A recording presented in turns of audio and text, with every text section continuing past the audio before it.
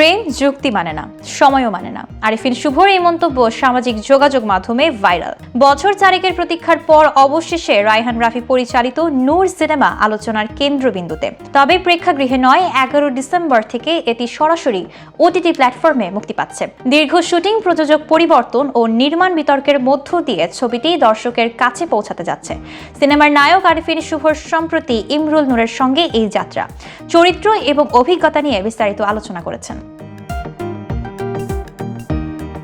শুভ জানান, নূর কোনো নির্দিষ্ট সময়ের গল্প নয়, এটি এক উপশহরের এক পাগল প্রেমিকের গল্প, যে প্রেম যুক্তি মানে না, সময়ও মানে না। এমন প্রেমিক প্রতিটি প্রজন্মে থাকে। আপনার বাবার সময়েও কেউ প্রেমে পাগলামি করেছে, আপনার সময়ও তেমনই।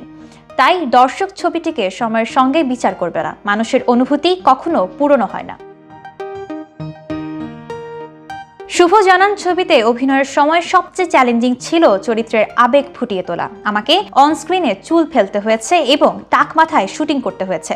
চরিত্রের মানসিক ভাঙন বোঝাতে এটি প্রয়োজন ছিল। নিজের আরামের জায়গা ছাড়াই সত্যিকারের অভিনয় করতে শিখেছি, বলেন শুভ। তিনি আরও যোগ করেন, গল্পের সঠিক প্রকাশের জন্য লুকের পরিবর্তন অনিবার্য ছিল। প্রশ্ন আসে, প্রযোজক ও পরিচালক রায়হান রাফির সঙ্গে দ্বন্দ্ব রয়েছে কিনা। শুভ স্পষ্ট করেছেন, আমাদের মধ্যে কোনো ব্যক্তিগত বা পেশাগত দ্বন্দ্ব নেই। ছবির মুক্তি ও প্রচারণার সিদ্ধান্ত প্রযোজকের এবং রাফিও এতে যুক্ত। ছবিতে সহশিল্পী ঐশীর সঙ্গে প্রেমের গুঞ্জন নিয়েও শুভ বলেন, এই ধরনের গুঞ্জন শোবিজের অংশ, আমি এগুলো গুরুত্ব দেই না। গল্পের প্রয়োজন অনুযায়ী অভিনয় করেছি। একটি অ্যাকশন দৃশ্যে আহত হওয়ার পরও তিনি শুটিং চালিয়ে গেছেন। এমন প্রশ্নে শুভ বলেন, শুধু নিজের কথা ভাবলে চলে না, ইউনিটের অনেক মানুষ এতে যুক্ত থাকে, তাই দায়িত্বের সঙ্গে কাজ চালাতে হয়। আরিফিন শুভ মনে করেন, দর্শক নূরের পাগল প্রেমিক চরিত্রে অভিনয় ও গল্পের সঙ্গে নিজেদের মিল খুঁজে পাবেন।